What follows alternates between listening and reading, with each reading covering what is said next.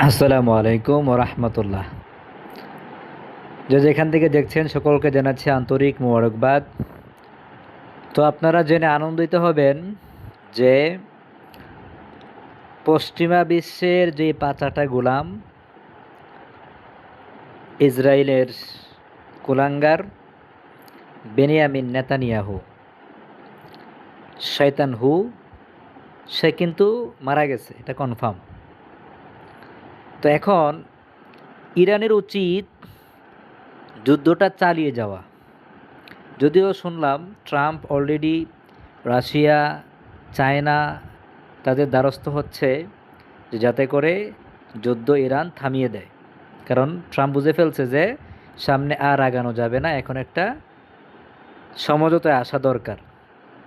Iran যদি এই জায়গায় এই ভুলটা করে, সমঝোতার চেষ্টা করে যুদ্ধটা এখন থামিয়ে দেয়, হ্যাঁ, আর এই সুযোগে আমেরিকা আবার সময় পাবে, সে আবার পুনরায় শক্তি নিয়ে আবার সে আক্রমণ করবে।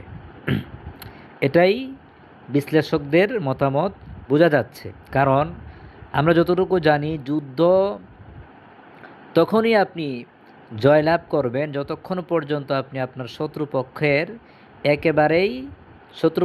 একেবারে আপনি নিশ্চিহ্ন করতে পারবেন।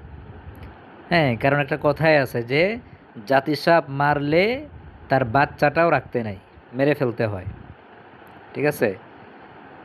তো এই কারণে আহ, ইরানের প্রতি উদারত আহ্বান থাকবে, ঠিক আছে, যে তোমরা পিছপা হটো না। যেভাবে তোমরা আগ্রাসী ভূমিকা পালন করতেছো, অবশ্যই এভাবে এগিয়ে যাও, আগ্রাসী ভূমিকা পালন করো, যতক্ষণ পর্যন্ত ইসরায়েল নামক রাষ্ট্রটা মধ্যপ্রাচ্য থেকে বিলীন না হয়ে যায়।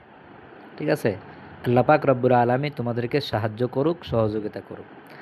আর আমেরিকা অলরেডি তো বিলায়ের বাচ্চার মতন ম্যাও ম্যাও শুরু করে দিছে। হ্যাঁ, রাশিয়ার পুতিনের সাথে নাকি আজকে 1 ঘন্টা কথা বলছে, চায়নার দ্বারস্থ হইতেছে। এদিকে রাশিয়া হয়তো বা ইরানকে চাপ দিবে যে ঠিক আছে যুদ্ধটা আপাতত বন্ধ করে দাও। কিন্তু ইরান যদি এই ফাঁদে পা দেয়, তাহলে কিন্তু নেক্সট টাইম ইরানের খবর আছে, এটাই বোঝা যায়। তো যাই হোক, আল্লাহ পাক রব্বুল আলামিন ইরানকে শক্তি দান করুক, এটাই কামনা করি, এটাই প্রত্যাশা। আসসালামু আলাইকুম।